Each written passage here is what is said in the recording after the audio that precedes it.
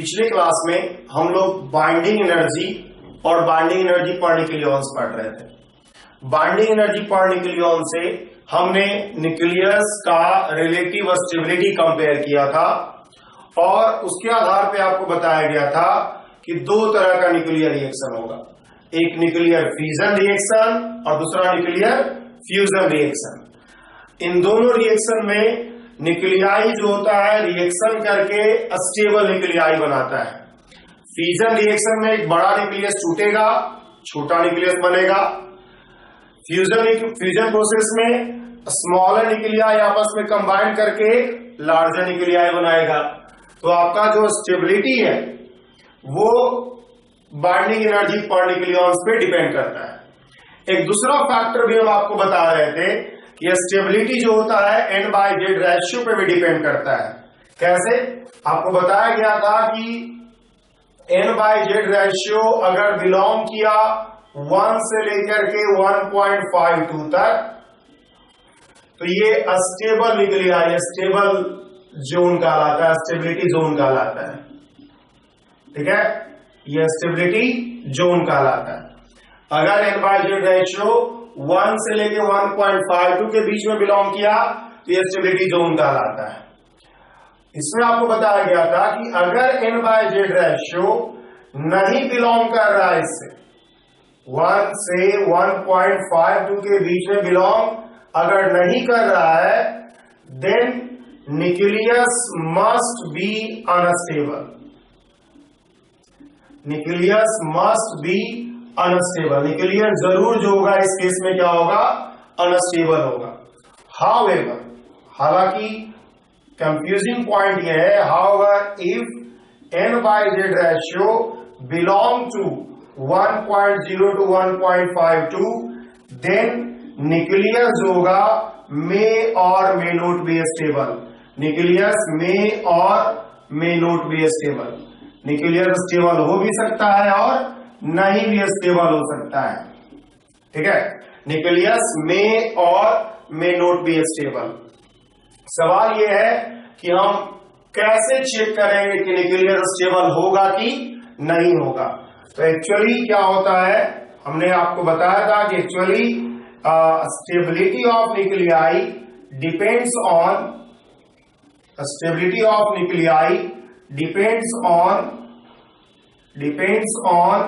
N/Z ratio as well as Z value। जो Z का value होगा उस पर भी डिपेंड करेगा स्टेबिलिटी ऑफ न्यूक्लियाई। तो अगर हम we can plot N versus Z curve and compare the relative stability, the stability of nuclei as follows। Stability of nuclei as follows। Stability of nuclei as follows। ठीक है, हम लोग stability of nuclei को इस तरह से compare कर सकते हैं। तो हम आपको एक कर्व N वर्सेस Z का एक कर्व प्लॉट कर रहे हैं और उससे आपको एग्जैक्टली पता चल जाएगा कि कब कौन न्यूक्लियस स्टेबल होगा और कब कौन न्यूक्लियस स्टेबल नहीं होगा। जैसे कि अगर हम N versus Z curve plot करना चाहे, हम एक बड़ा सा कर्व प्लॉट करते हैं। इधर हम Z लिख रहे हैं और इधर हम N लिख रहे हैं। N मतलब हुआ number of number of neutrons, Z मतलब हुआ नंबर ऑफ प्रोटॉन। ठीक है, यहां पे हम रख रहे हैं 20, यहां पे रख रहे हैं हम 40, यहां पे रख रहे हैं हम 60, यहां पे रख रहे हैं हम 80 और इसके बाद फर्दर 100। ठीक है, और ये एक लाइन हमने लिया जहां N बराबर Z है, मतलब यहां पर N/Z रेशियो क्या है? 1 के बराबर। ये लाइन जो है बाइसेक्टर ऑफ द प्लेन है, NZ प्लेन का बाइसेक्टर है, जहां पर N/Z रेशियो क्या होगा? 1 के बराबर है। अगर हम इसमें स्टेबल न्यूक्लियाई को दिखाना चाहें तो देखा जाता है कि स्टेबल न्यूक्लियाई जो है इस तरह से बिलोंग करता है। इसमें स्टेबल न्यूक्लियाई जो होगा ऐसे रहता है। अब देखोगे 20 तक जो होगा स्टेबल न्यूक्लियाई 1 जो n बराबर z is equal to n बराबर z है, n बाय जेड रेशियो जो 1 है उसी के बराबर है। और जैसे जैसे आप जा रहे हो आगे वैसे वैसे क्या होगा, n by Z ratio n बराबर जेड से क्या हो रहा है, ऊपर की तरफ मूव कर रहा है। मतलब higher value of n by Z ratio के लिए क्या होगा, न्यूक्लियस स्टेबल हो रहा है। Higher value of n by Z ratio के लिए न्यूक्लियस स्टेबल हो रहा है।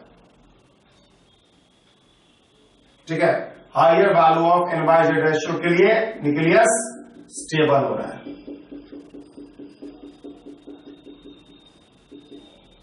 Higher value of n by Z ratio के लिए न्यूक्लियस स्टेबल हो रहा है। ठीक है, देखा जाता है कि जो हाइयर वैल्यू मतलब ऑफ जेड के लिए है, आप देख सकते हो इस कर्व से कि जैसे जैसे जेड का वैल्यू बढ़ रहा है स्टेबल जो न्यूक्लियाई, ये सब स्टेबल न्यूक्लियाई को हम प्लॉट कर रहे हैं। जो डॉट डॉट डॉट दिया जा रहा है यही जो है स्टेबिलिटी जोन है, यही जो है स्टेबिलिटी जोन है। मतलब अगर आप इस कर्व को माइन्यूटली ऑब्जर्व करो तो आपको दिखेगा कि 20 तक जो है n बराबर जेड जो 20 जेड एटॉमिक नंबर तक है वो n बराबर जेड के लिए जो है न्यूक्लियस स्टेबल है। अगर यहां पर आपका n बाय जेड रेशियो 1.5 आ गया तो स्टेबल नहीं होगा। ये चीज गौर कीजिएगा, अलग अलग रेंज ऑफ जेड के लिए स्टेबिलिटी जोन का वैल्यू क्या है, अलग अलग है। तो अगर हम इसको लिस्ट करना चाहें, रेंज ऑफ जेड और इधर अगर हम लिखना चाहें, हम आपको इधर लिख देते हैं रेंज ऑफ जेड,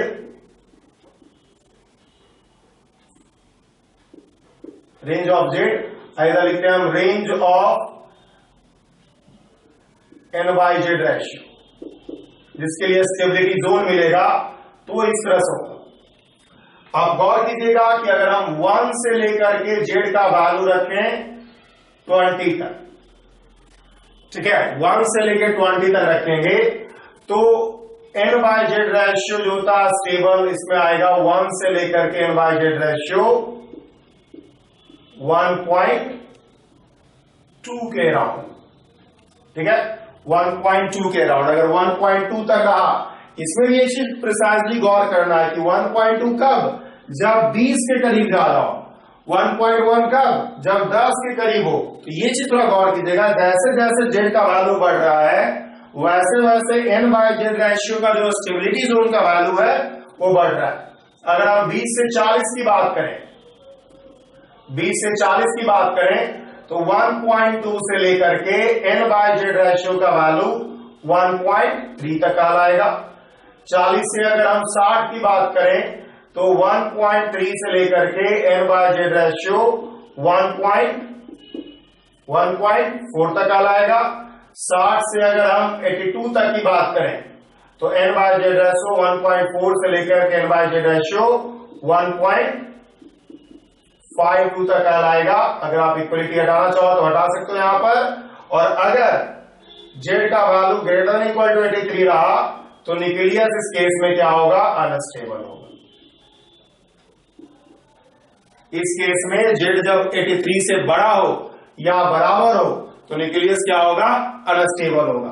तो आपके पास ये सभी पॉसिबल केसेस है, आप इसको याद रखो रेदर देन ये याद रखना कि 1 से लेके 1.52 तक स्टेबल न्यूक्लियाई होता है। जब भी न्यूक्लियस इस रेंज ऑफ जेड के लिए इस range of n by Z में लाई करेगा तभी न्यूक्लियस स्टेबल होगा, वरना न्यूक्लियस स्टेबल नहीं होगा। फर्दर एक और बात आपको तो ध्यान रखना है कि जैसे जैसे n का वैल्यू जेड का वैल्यू बढ़ेगा n बाय जेड रेशियो का वैल्यू हायर वैल्यू के लिए स्टेबल होगा। मतलब अगर हम इसमें बोले, अगर मान लो कोई एटॉमिक नंबर 2 है उसमें अगर हम 1.2 ले आए n बाय जेड तो वो स्टेबल नहीं होगा, बल्कि अगर हम 20 के करीब 1.2 लाएं तो वो स्टेबल होगा। इस बात को याद रखिएगा कि ये जो वैल्यू का हमने जो एक रेंज बताया, अलग अलग वैल्यू ऑफ जेड के लिए अलग अलग n बाय जेड रेशियो, वो एक टेंटेटिव रेंज है, वो एक एग्जैक्ट रेंज नहीं है। इससे बस आपको आइडिया लगेगा कि कौन न्यूक्लियस स्टेबल है, कौन न्यूक्लियस स्टेबल नहीं है, और कौन न्यूक्लियस किस तरह का प्रोसेस करेगा अगर वो अनस्टेबल है तो किस तरह का प्रोसेस करेगा। तो पहली बात तो ये चीज है कि अलग अलग रेंज ऑफ जेड के लिए N/Z रेशियो का जो स्टेबिलिटी जोन का वैल्यू है वो अलग अलग है। पहली बात याद रखने लायक है।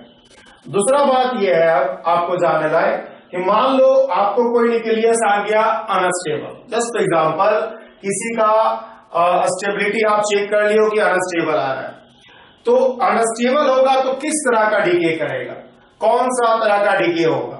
तो आपको हम बता दें कि अगर हैवियर न्यूक्लियाई हो, जो हमने 83 या कह सकते हो 60 के ऊपर, हैवियर न्यूक्लियाई की बात अगर हम करें तो हम 60 के ऊपर लेंगे, उसका अगर N/Z रेशियो स्टेबिलिटी जोन से ज्यादा होगा तो एक तरह का रेडियोएक्टिव डीके करता है जिसको हम लोग बोलते हैं अल्फा डीके। हम आपको बारी बारी से समझाएंगे कि अल्फा डीके क्या होता है, बीटा डीके क्या होता है, सब कुछ बताएंगे। लेकिन फिलहाल अभी आपको हम बताएं कि अगर एक हैवियर न्यूक्लियाई जिसका कि N/Z रेशियो स्टेबिलिटी जोन से ज्यादा है तो वो अल्फा डीके करेगा। अगर एक स्मॉलर न्यूक्लियाई जिसका N/Z रेशियो स्टेबिलिटी जोन से कम है, सॉरी ज्यादा ही है, तो क्या होगा, बीटा माइनस डीके करेगा। बात समझ में आया। हैवियर न्यूक्लियाई हम 60 एटॉमिक नंबर से ज्यादा वाले को हैवियर मान रहे हैं, 60 से कम वाले को हम स्मॉलर न्यूक्लियाई, लाइटर न्यूक्लियाई मान रहे हैं। तो इस बात को गौर कीजिएगा कि अगर हैवियर न्यूक्लियाई हुआ जिसका N/Z रेशियो स्टेबिलिटी जोन से ज्यादा है तो अल्फा डीके करेगा। स्मॉलर न्यूक्लियाई है जिसका N/Z रेशियो स्टेबिलिटी जोन से कम ज्यादा है तो बीटा माइनस डीके करेगा। अगर हैवियर न्यूक्लियाई है लेकिन N/Z रेशियो स्टेबिलिटी जोन से कम है तो वो इलेक्ट्रॉन कैप्चर करेगा। ठीक है, वो इलेक्ट्रॉन कैप्चर करेगा, या इसी का दूसरा नाम होता है के कैप्चर। ठीक है, और अगर स्मॉलर न्यूक्लियाई हुआ जिसका N/Z रेशियो स्टेबिलिटी जोन से कम होगा तो वो बीटा प्लस डीके करेगा। तो ये ध्यान रखने वाला बात है कि हमारे पास 4 तरह का हमने रेडियोएक्टिव डीके बताया। एक और डीके आप पढ़ोगे गामा डीके, तो टोटल 5 तरह का डीके होता है। गामा डीके इन सब में से आपको कहीं पता नहीं चलेगा कब कौन गामा डीके करेगा। गामा डीके अलग तरह का डीके है। लेकिन अगर हम बात करें alpha decay, beta minus decay, beta plus decay, electron capture, तो इस कर्व में सबका हमने पोजीशन बता दिया है। कहीं भी अगर हैवियर न्यूक्लियाई है, N/Z रेशियो का वैल्यू स्टेबिलिटी जोन से ज्यादा है, अल्फा डीके करेगा। N/Z रेशियो का वैल्यू स्टेबिलिटी जोन से कम है, के कैप्चर करेगा। अगर स्मॉलर न्यूक्लियाई है, N/Z रेशियो का वैल्यू स्टेबिलिटी जोन से ज्यादा है, बीटा माइनस डीके करेगा। N/Z रेशियो का वैल्यू स्टेबिलिटी जोन से कम है, बीटा प्लस डीके करेगा। तो ये तरीका है स्टेबिलिटी जोन डिसाइड करने का, कौन न्यूक्लियस स्टेबल होगा, कौन न्यूक्लियस स्टेबल नहीं होगा। और अगर कोई न्यूक्लियस अनस्टेबल है तो वो किस तरह का रेडियोएक्टिव डीके में जाएगा, alpha decay, beta plus decay, beta minus decay या के कैप्चर। तो ये सारा कुछ हम लोग को बहुत जरूरी है, इस पे बेस्ड सवाल अक्सर पूछा जाता है। हमने ये पढ़ा कि किस तरह का न्यूक्लियाई कौन तरह का डीके करेगा, alpha decay, beta minus decay, beta plus decay और इलेक्ट्रॉन कैप्चर। अब आपको कुछ क्वेश्चन देते हैं और आपसे पूछते हैं कि कौन न्यूक्लियाई स्टेबल है, कौन न्यूक्लियाई स्टेबल नहीं है, और एज वेल एज किस तरह का वो डीके करेगा। ऐसा सवाल जेई बहुत बार पूछ चुका है, पीएमटीपी पे बहुत फ्रीक्वेंट क्वेश्चन है ये। तो इस तरह के सवाल का जवाब देने के लिए आपको ये कर्व पता होना चाहिए। ये कर्व पता होना चाहिए कि अगर हाइयर जेड के लिए, जेड अगर 60 से ज्यादा है, हाइयर जेड के लिए N/Z रेशियो स्टेबिलिटी जोन से ज्यादा है, अल्फा डीके स्टेबिलिटी जोन से कम है, इलेक्ट्रॉन कैप्चर। स्मॉलर न्यूक्लियाई के लिए अगर N/Z रेशियो स्टेबिलिटी जोन से ज्यादा है, बीटा माइनस डीके, और अगर स्टेबिलिटी जोन से कम है N/Z रेशियो तो बीटा प्लस डीके। तो अब देखिए हम आपको बताते हैं कैसे आप अप्रोच करोगे सवाल। हम आपको कुछ न्यूक्लियाई देते हैं और पूछते हैं कि among the following nuclei which one is stable और which one is not stable, or which one is not stable. Also decide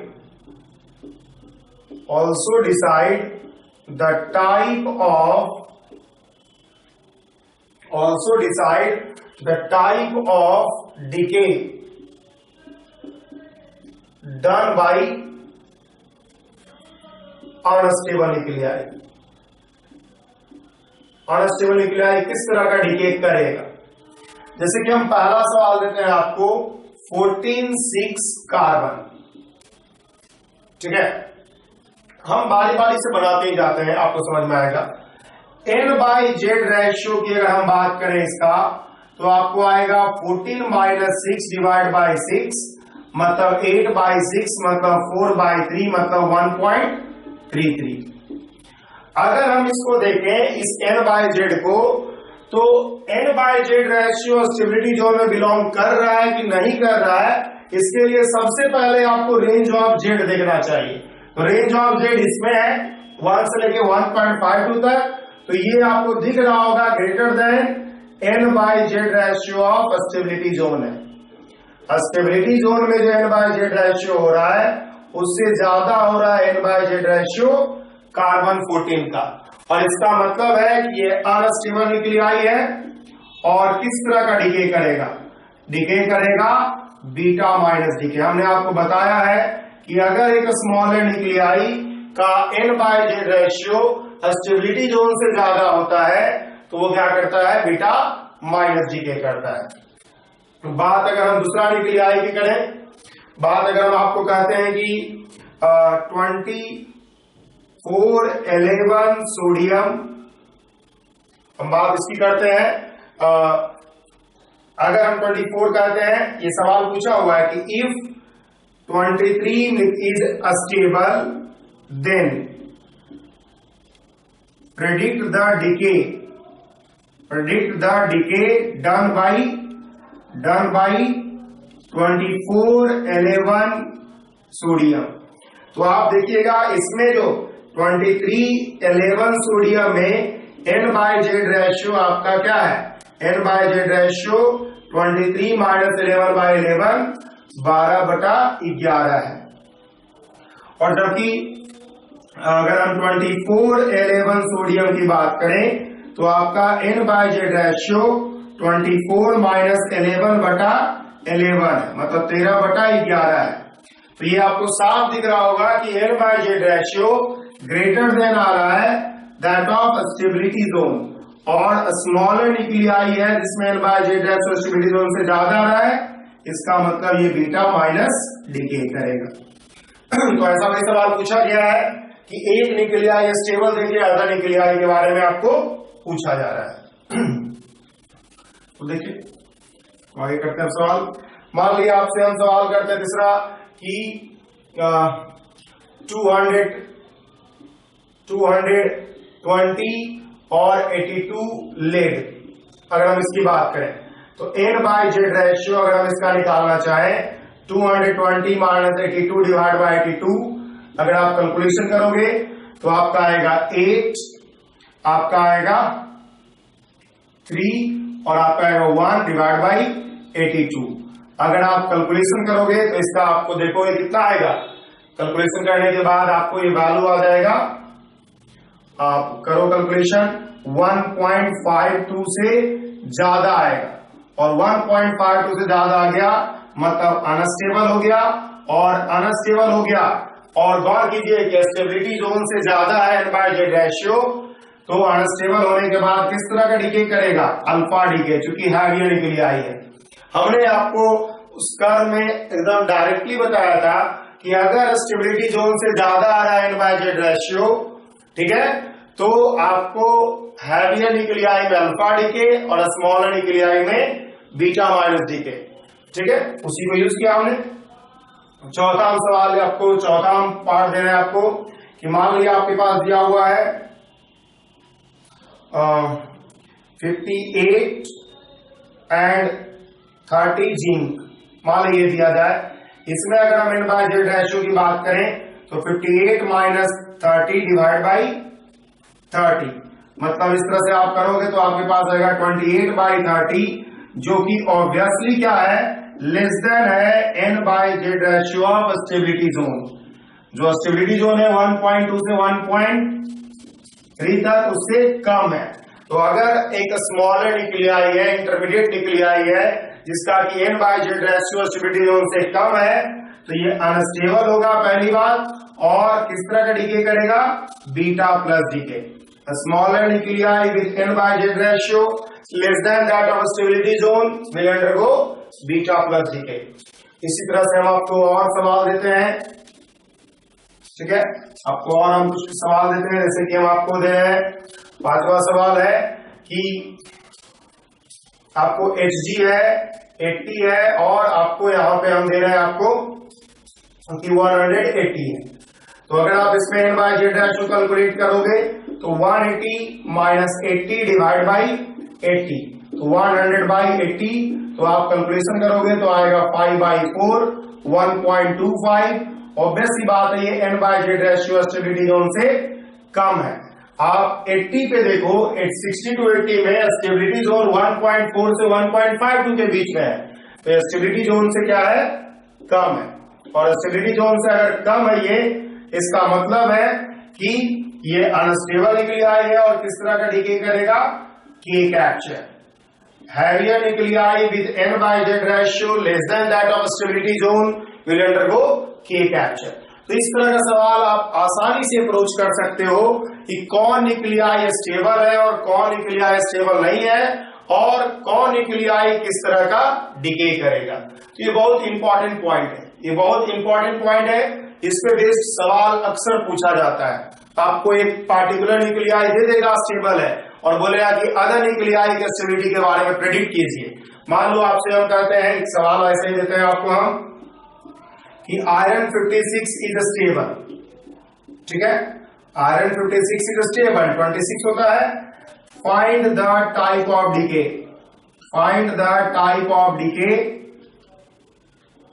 done by 57 या 58 आयरन एंड 55 आयरन। ये सवाल आपको दिया जाएगा, ऐसा पूछा जाएगा। तो आप गौर कीजिए कि इसमें n by Z stable iron 56 के लिए, आयरन 56 के लिए n बाई जेड स्टेबल जो होगा वो कितना होगा, 30/26।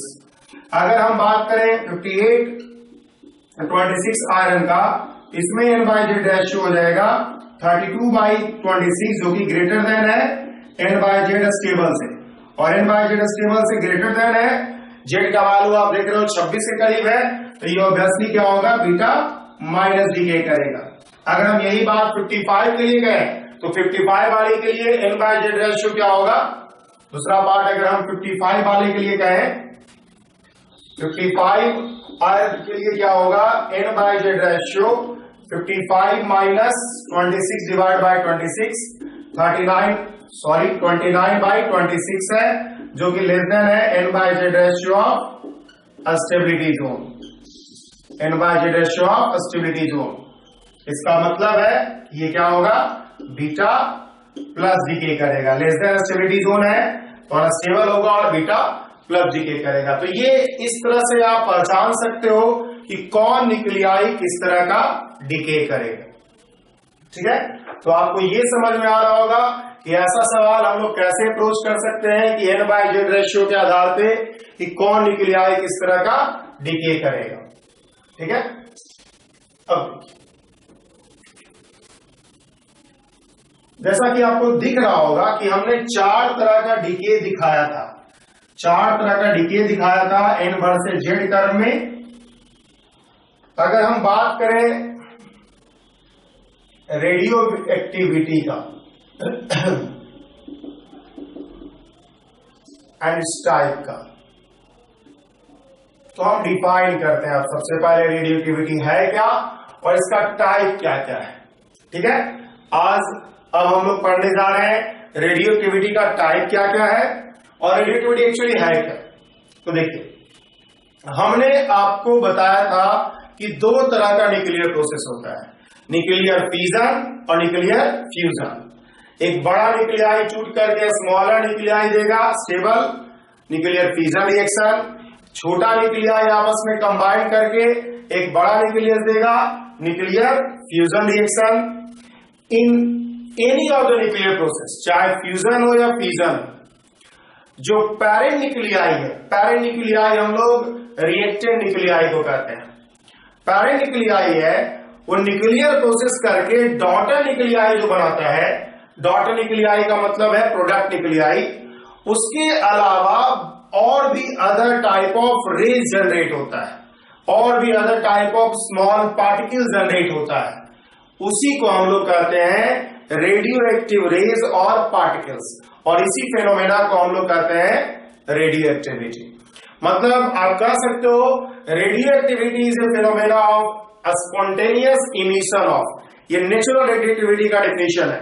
अगर हम आर्टिफिशियल रेडियो एक्टिविटी को भी कंसीडर करें तो रेडियो एक्टिविटी को हम लोग कहेंगे फेनोमेना है जिसमें कि कुछ रेज या कुछ पार्टिकल्स का स्ट्रीम निकलता है इन एनी न्यूक्लियर प्रोसेस, चाहे वो न्यूक्लियर फ्यूजन हो या न्यूक्लियर फिजन हो। तो हम लोग डिफाइन कर सकते हैं कि radio activity is a phenomena,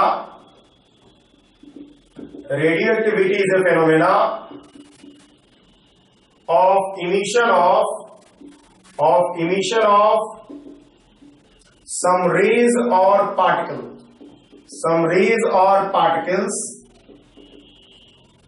ठीक है। Radio activity is a phenomena of emission of some rays or particles in any nuclear process, ठीक है। The emitted rays are called radioactive rays, ठीक है। तो पॉइंट यही है कि न्यूक्लियर प्रोसेस में पैरेंट न्यूक्लियाई न्यूक्लियर प्रोसेस करके फिजन या फ्यूजन आपको डॉटर न्यूक्लियाई देगा, और डॉटर न्यूक्लियाई के अलावा आपको रेडियो एक्टिव रेज मिलेगा,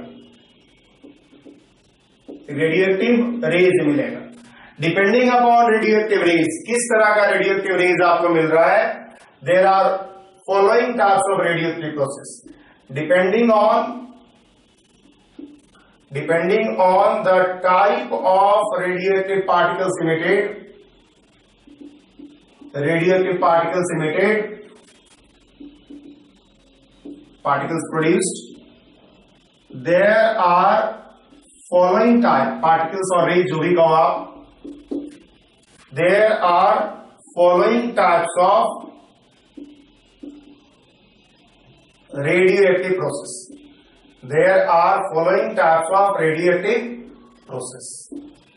जैसे कि पहला रेडियो एक्टिव प्रोसेस होता है अल्फा डीके, दूसरा रेडियो एक्टिव प्रोसेस होता है बीटा माइनस डीके, और इसी को हम लोग कहते हैं बीटा डीके भी, ठीक है।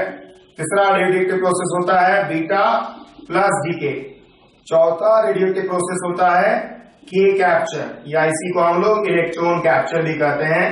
के कैप्चर क्यों नाम पड़ा है सब लोग पढ़ेंगे बारी बारी से सबको डिटेल में। और पांचवा जो है वो है गामा डीके। तो ये 5 तरह का रेडियोएक्टिव प्रोसेस है जो हम लोग को डिटेल में पढ़ना है। बारी बारी से हम सारे प्रोसेस को पढ़ेंगे, सारे प्रोसेस को समझेंगे कि अल्फा डीके का मतलब क्या है, beta minus, beta plus, electron capture और गामा डीके का मतलब क्या है। तो इन सभी टाइप को डीके को हम लोग पढ़ने जा रहे हैं, ठीक है। तो हम लोग बारी बारी सबको हेडिंग देकर के पढ़ना शुरू करेंगे। सबसे पहले हम लोग पढ़ेंगे अल्फा डीके। अल्फा डीके क्या है देखिए, सबसे पहला हम लोग पढ़ने जा रहे हैं alpha decay.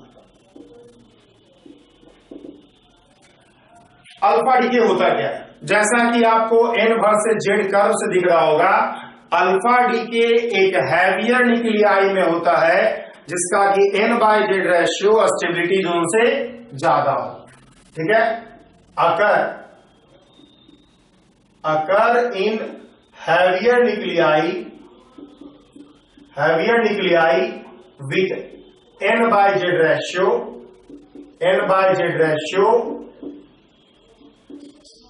greater than that of stability zone, stability zone से N/Z रेशियो अगर ज्यादा होगा, स्टेबिलिटी जोन से N/Z रेशियो अगर हैवी न्यूक्लियाई में ज्यादा होगा तो अल्फा डीके होगा। ठीक है, पहला बात। अल्फा पार्टिकल क्या होता है? तो in alpha decay a heavier nuclei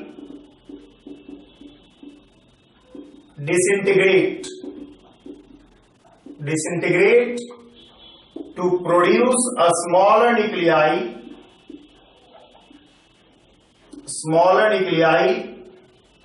with emission of alpha particle. और अल्फा पार्टिकल्स का मतलब है 4 हीलियम 2+। ठीक है, अल्फा पार्टिकल का एमिशन होगा जो है 4 हीलियम 2+। ठीक है, तो अगर हम क्या करते हैं, nuclei AZXZ+ undergo alpha decay, then गौर कीजिएगा, अगर AZXZ+ अल्फा डीके कर रहा है तो आपको दिख रहा होगा कि 4 हीलियम 2+ निकलेगा। तो बचेगा क्या? बचेगा मान लो Y, अगर अल्फा डीके कर रहा है X न्यूक्लियाई तो Y मान लो बना, जिसका कि एटॉमिक नंबर की अगर हम बात करें तो यहां Z है एटॉमिक नंबर, यहां 2 है, तो यहां क्या हो जाएगा Z माइनस 2, ये हो जाएगा Z-2। अगर ये A है और यहां पे 4 दिख रहा है तो ये हो जाएगा A-4। अल्टीमेटली न्यूक्लियर रिएक्शन लिखते समय आपको यही ध्यान रखना है कि Z बैलेंस होना चाहिए। यहां Z था, यहां 2 है तो यहां Z-2 होगा। मास नंबर बैलेंस होना चाहिए, यहां A है, यहां 4 था तो A-4 होगा, तभी तो A-4 + 4 = A। और चार्ज बैलेंस देखोगे, यहां Z+ है, यहां 2+ है, इसका मतलब यहां पे Z-2+ होना चाहिए। तो this is the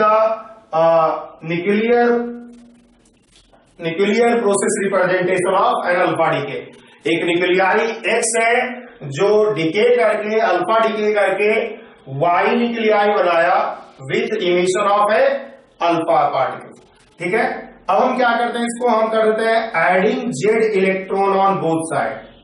Z electron on both side, दोनों साइड हम क्या करते हैं, Z इलेक्ट्रॉन को हम ऐड कर देते हैं। तो आप देखोगे क्या आएगा, AZXZ+ प्लस Z इलेक्ट्रॉन जोड़ दिया हमने। यहां पे आया आपके पास A-4 Z-2 Y Z-2+ और plus Z-2 electron plus 4 helium 2+ और प्लस 2 इलेक्ट्रॉन। आप गौर कीजिएगा, हमने इधर Z इलेक्ट्रॉन जोड़ा, इधर भी Z इलेक्ट्रॉन जोड़ा है, बस उसको हमने लिखने का तरीका थोड़ा चेंज कर दिया है। Z-2 इसके साथ जोड़ा और 2 इलेक्ट्रॉन इसके साथ जोड़ा, टोटल इलेक्ट्रॉन तो Z ही जोड़ा ना, तो इस तरह से हमने लिखा। अब अगर आप इसको देखोगे तो आपके पास आ जाएगा AZX। This is the expression for AZXZ+ + Z electron. ये न्यूक्लियाई है X का, और अगर इसमें Z इलेक्ट्रॉन आप ऐड कर देते हो तो आपको क्या होगा, एटम X बन जाएगा। अगर आप इसमें Z इलेक्ट्रॉन Z-2 इलेक्ट्रॉन जोड़ दोगे तो हो जाएगा A-4 Z-2 Y, और अगर इसमें आप 2 इलेक्ट्रॉन जोड़ देते हो तो हो जाएगा दिस वन। तो ये आपको दिख रहा होगा कि आपका ये एक्सप्रेशन है फॉर अल्फा डीके। एक चीज जो है स्टूडेंट कंफ्यूज करते हैं कि कैसे ये न्यूक्लियर प्रोसेस, न्यूक्लियर रिएक्शन जो है एटॉमिक रिएक्शन में कन्वर्ट हो गया है। तो एटॉमिक रिएक्शन में कन्वर्ट करने के लिए हमने क्या किया, इलेक्ट्रॉन का एडिशन किया दोनों साइड, और न्यूक्लियस को हमने उतना ही नंबर ऑफ इलेक्ट्रॉन जितना कि उसमें प्रोटॉन है को ऐड करके हमने क्या किया है, एटॉमिक फॉर्म में कन्वर्ट किया है। तो अगर हम बात करें डेल्टा क्यू का, डेल्टा क्यू क्या होगा, यहाँ पे डेल्टा mc² होगा। डेल्टा m का मतलब है mass of AZX minus mass of A-4 Z-2Y और क्या होगा mass of 4 helium into C²। This is the expression for delta N. Delta Q is equal to क्या होगा डेल्टा MC²। तो आप आसानी से देख सकते हो कि ये होगा।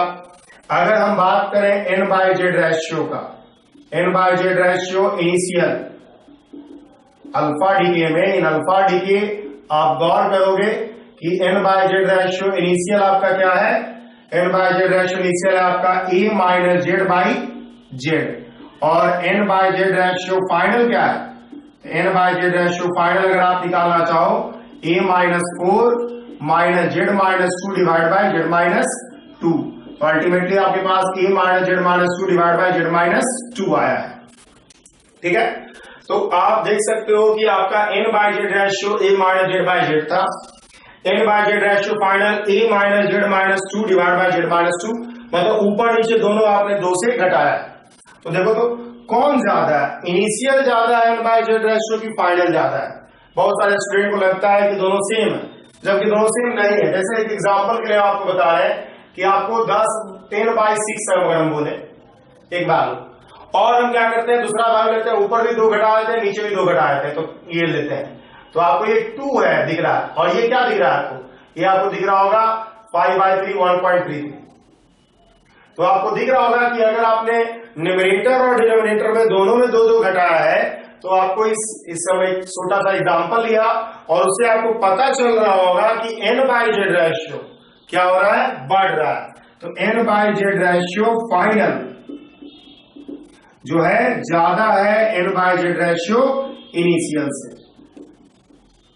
अब देखिए ये एक बहुत ट्रबल वाला पॉइंट है। ट्रबल वाला पॉइंट इसलिए है बिकॉज हमने बताया था कि अल्फा डीके एक ऐसे न्यूक्लियाई में होता है, हैवी न्यूक्लियाई में होता है, जिसका N/Z रेशियो स्टेबिलिटी जोन से ज्यादा है। तो अगर एक ऐसा न्यूक्लियाई जिसमें N/Z रेशियो स्टेबिलिटी जोन से ज्यादा है और अल्फा डीके करने के बाद N/Z रेशियो और बढ़ रहा है, इसका मतलब न्यूक्लियाई जो है और अनस्टेबल हो जा रहा है। ये चीज गौर कीजिएगा। पॉइंट ये है कि हमने बताया कि अल्फा डीके ये स्टेबिलिटी जोन अगर हम लिखते हैं, अल्फा डीके यहां वाला करेगा न्यूक्लियाई। ठीक है, अब अल्फा डीके अगर यहां वाला करेगा तो यहां पे अगर N/Z रेशियो किसी का आ रहा है, N है और Z, इसके पहले वाला कर्व को हम दिमाग में रख रहे हैं।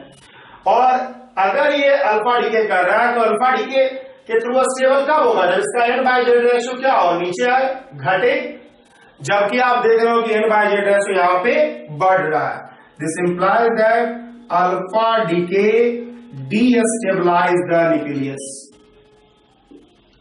अगर अल्फा डीके होगा किसी भी न्यूक्लियाई में तो न्यूक्लियस को क्या करेगा, और डीस्टेबलाइज करेगा और अनस्टेबल बनेगा करेगा। Hence after alpha decay there must be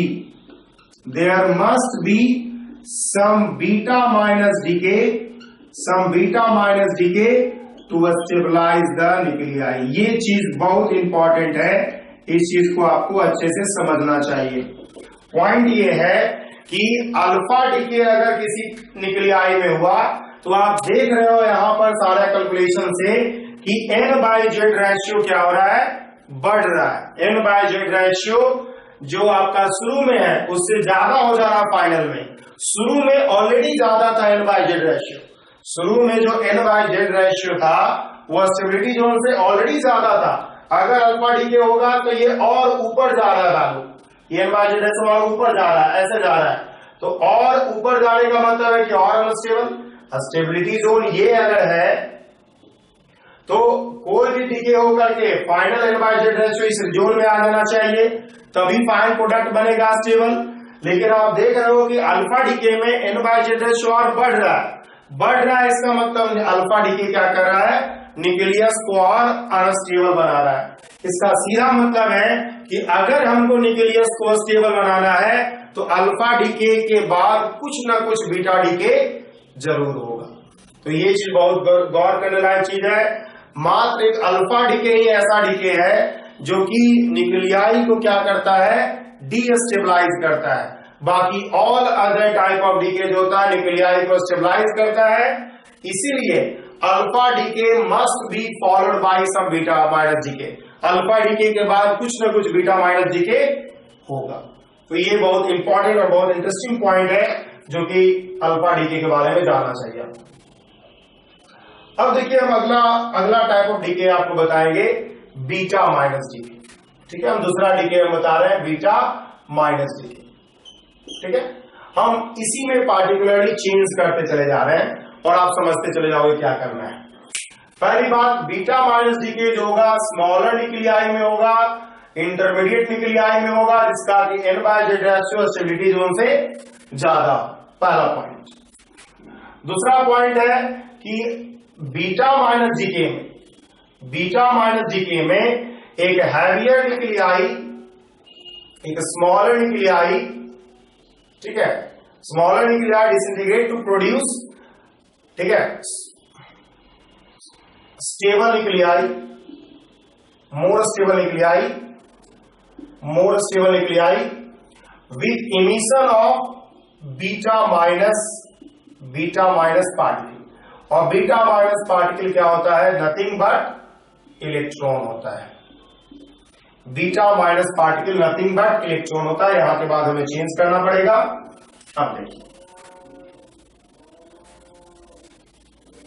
अब देखिए यहां के बाद होता क्या है, the neutron present in nuclei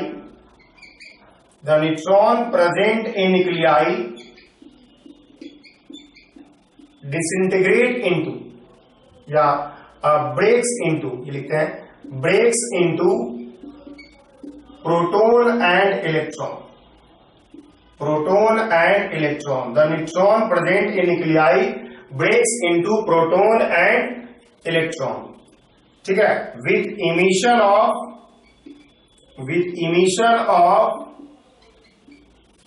A particle called anti neutrino. हम इसको समझाते हैं। एंटी न्यूट्रॉनो क्या है, होगा क्या इसमें, न्यूट्रॉन जो है जिसका कि रिप्रेजेंटेशन होगा 0-1, ये रिप्रेजेंटेशन होगा न्यूट्रॉन का।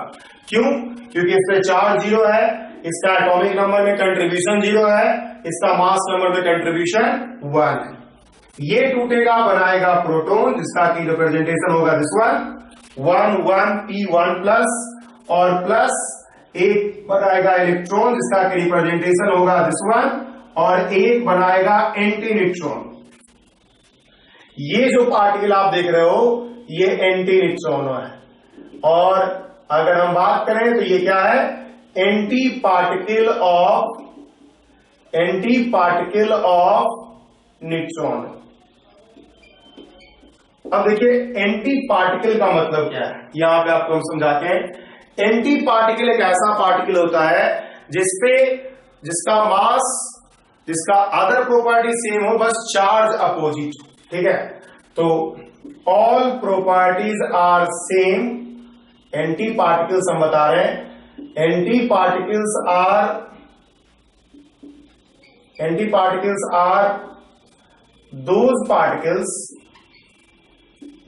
those particles which have all properties same,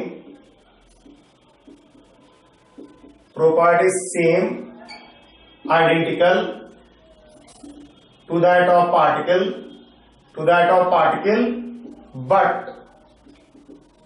but charge or spin, charge या spin will be different। Charge या स्पिन क्या होगा, डिफरेंट होगा।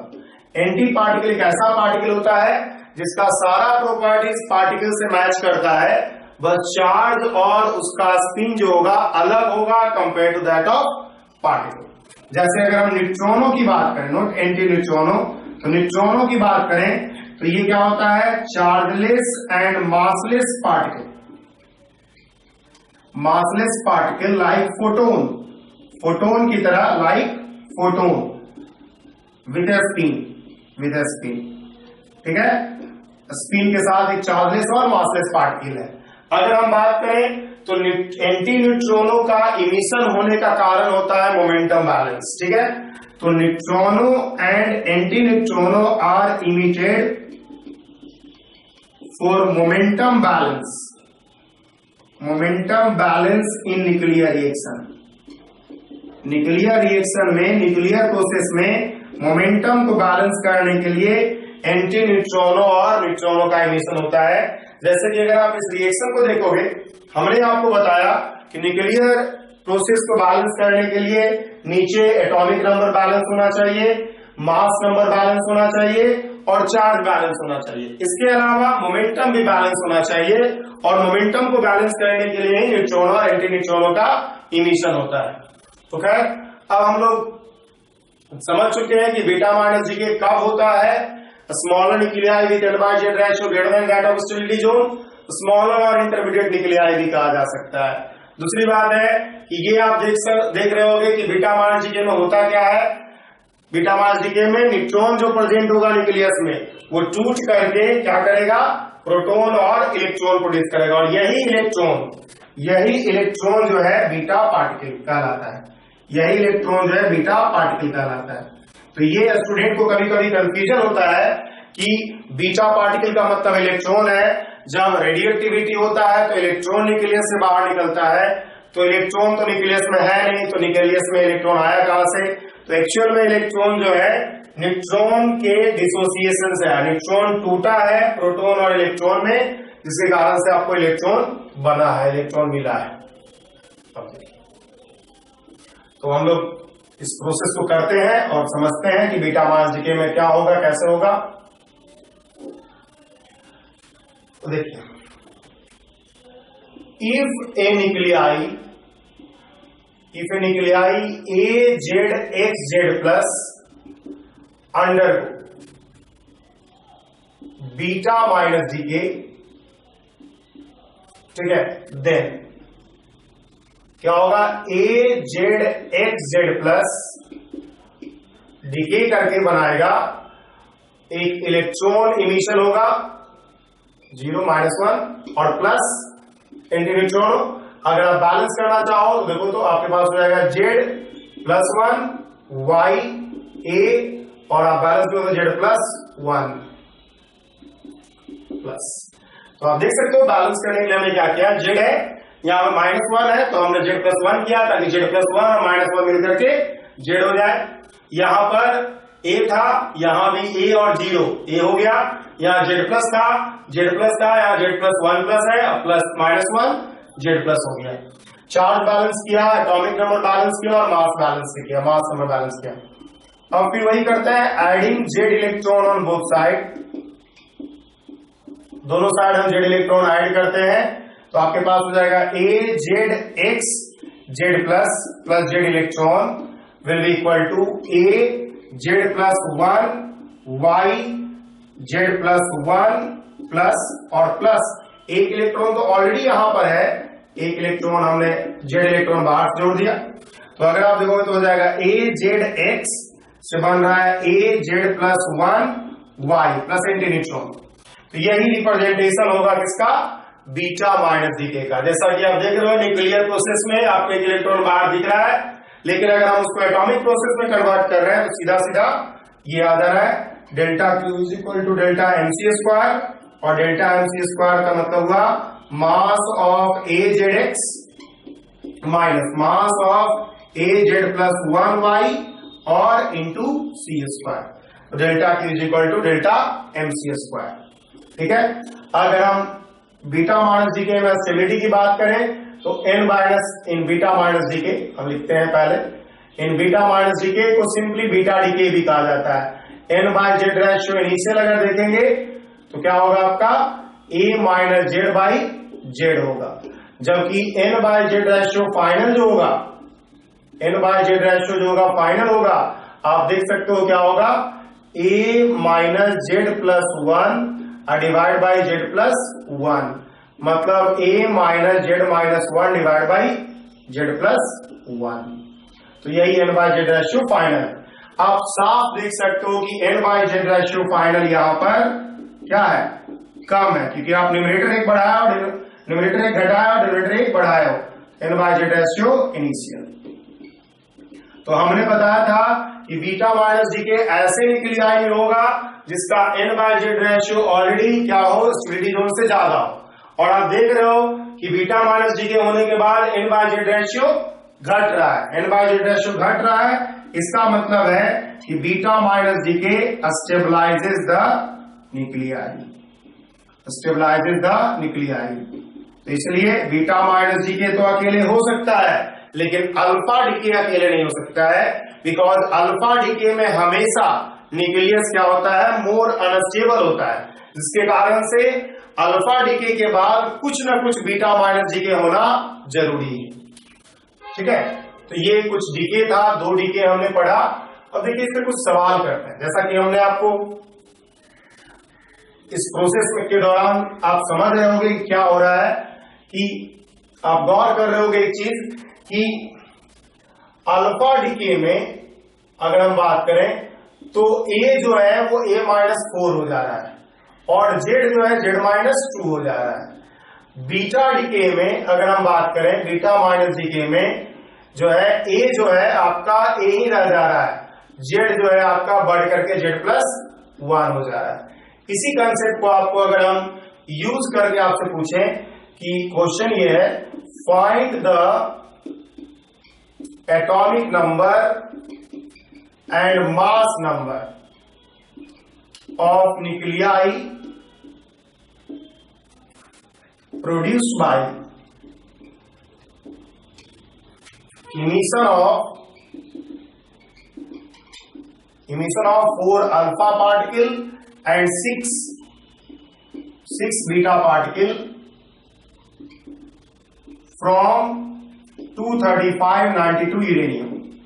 अगर 23592 यूरेनियम से 4 अल्फा पार्टिकल इमिट हो रहा है और 6 बीटा पार्टिकल इमिशन हो रहा है, ऐसा सवाल अक्सर दिया जाता है। और इस तरह के सवाल को अप्रोच करने का तरीका है कि देखोगे आप अल्फा डीके और बीटा डीके में, अल्फा डीके में ए चेंज भी कर रहा है, जेड भी चेंज कर रहा है, जबकि बीटा डीके में ए चेंज नहीं कर रहा है।